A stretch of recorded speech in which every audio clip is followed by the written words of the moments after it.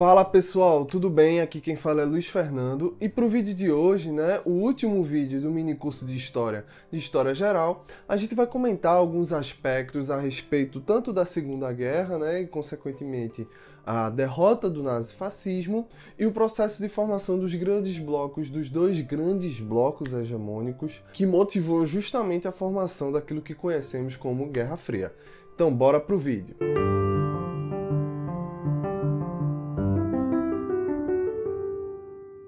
Então, primeiro de tudo, a gente pode comentar que o fascismo, um fenômeno de extrema-direita, ele possui algumas características, algumas características marcantes que, de certa forma, nortearam a formação desse movimento político genocida, certo? E aí, dentre as características, você tem desde a questão antidemocrática, que é muito clara, o investimento, a questão militar, o militarismo muito forte, não só na gestão, mas até mesmo no próprio modo de se portar, no próprio modo de construir uma narrativa.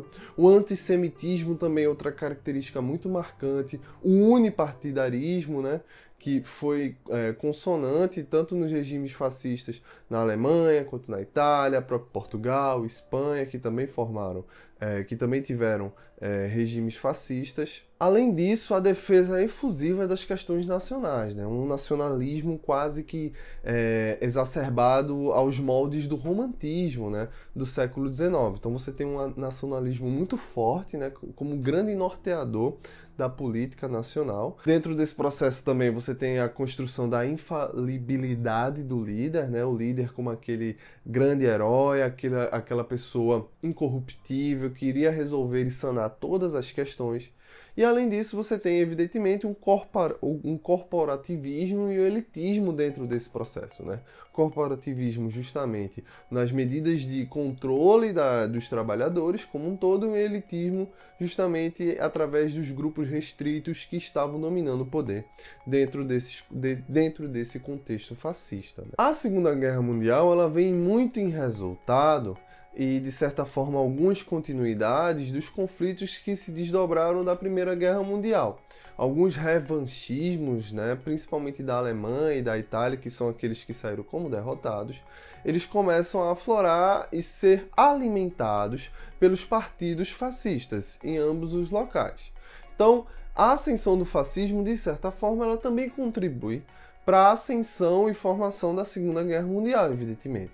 Porque você tem um bloco que começa a não respeitar nenhum dos tratados de paz, a Liga das Nações acaba não tendo uma atitude mais efetiva, e aí tanto a Alemanha como a própria Itália começam a realizar pequenas ocupações e aos poucos começam a infringir uma série desses tratados. E aí dentro desse processo que se inicia ao final da década de 30, você começa a ter as fagulhas, ressurgindo dentro desse processo conflituoso. E é claro, dentro dessas violações do Tratado de Versalhes, você tinha uma utilização muito forte da propaganda, uma utilização muito massiva da violência, o emprego da violência como uma característica primordial, e um avanço dos países considerados como países do eixo em algumas regiões. Então, nós temos não só a Alemanha como a Itália, como o próprio Japão também. E aí, de 39 até 41, é o que ficou conhecido como a primeira fase da guerra.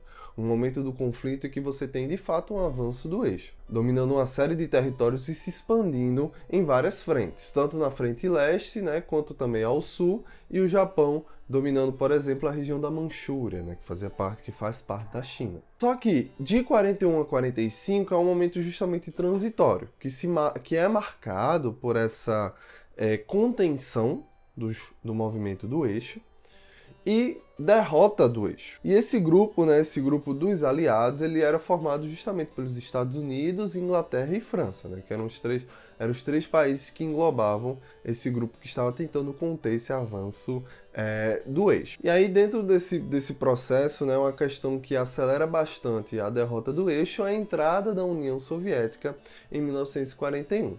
Então, graças ao rompimento do pacto nazista soviético. A União Soviética é mais um aliado dentro desse processo e muito importante e decisiva para a derrota final do eixo no conflito. Graças a esse processo de derrota que foi se construindo, né, em torno da Alemanha, que foi se tornando cada vez mais isolada, né, invadida inicialmente e depois a Alemanha ela é completamente isolada.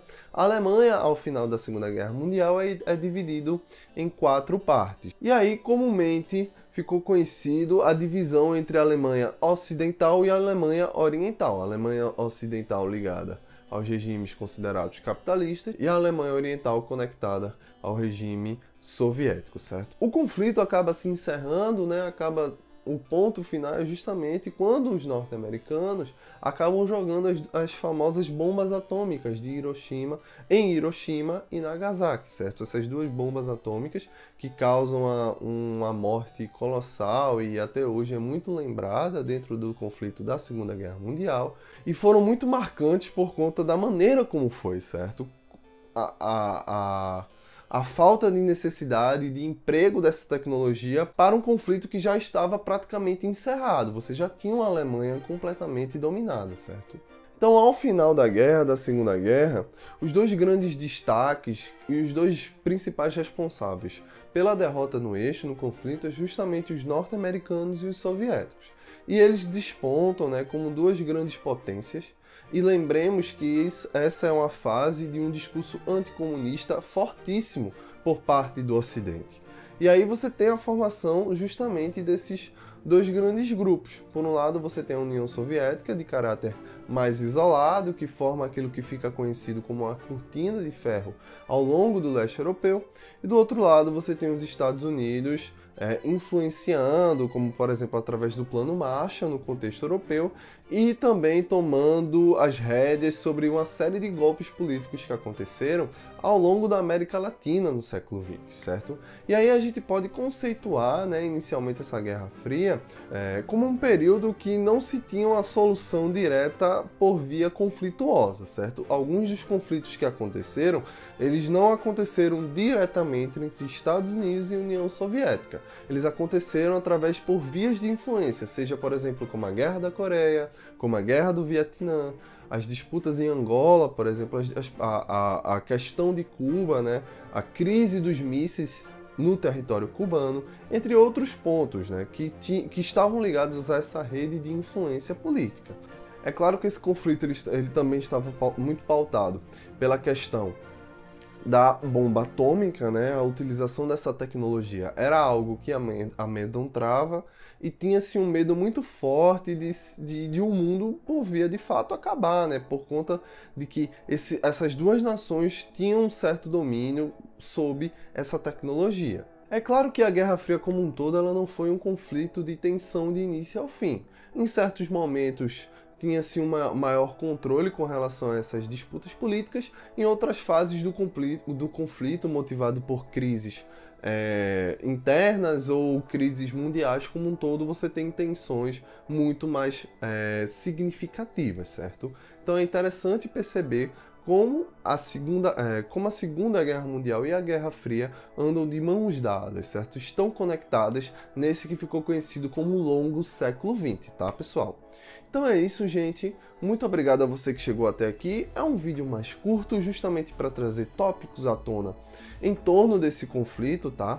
E aí eu agradeço se você se inscrever no canal, marcar com gostei, compartilhar. É isso. Acompanhe a gente no Instagram. Siga o nosso canal no Telegram e até a próxima. Valeu!